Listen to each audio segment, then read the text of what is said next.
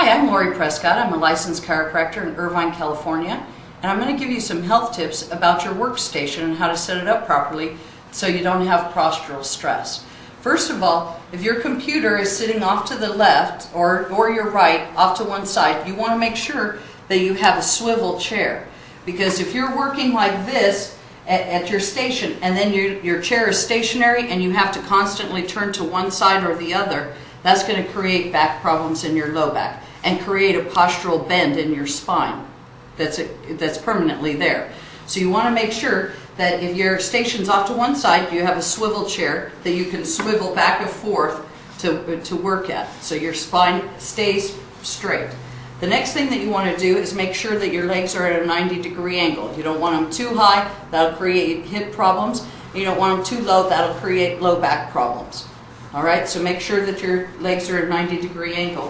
The other thing that you want to make sure is that your head station or the monitor is at the proper height for your eyes. You don't want your head going like this all day long or up too much, because that'll create too much stress. So if your computer is down a little bit too low, just bring out one of these kinds of things and put it under your monitor. One of these things to have it so your monitor is up higher.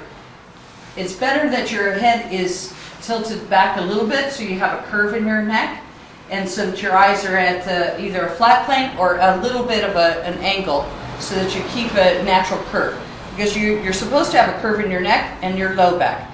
It's not supposed to be like this. If your head's like this all day long, your head weighs between 10 and 12 pounds, and you're putting constant pressure on these muscles, and it's constantly trying to pull your head back. So that'll create headaches and a lot of stress in these muscles. If you feel these muscles and they're really tight, that's what's going on. So, and you may have permanent postural damage because you've been working so long with your head forward. So you can come in and get that checked if that's the problem. But this is just a little health tip so that you know how to work at your workstation and create less back problems. For more health tips, visit my website.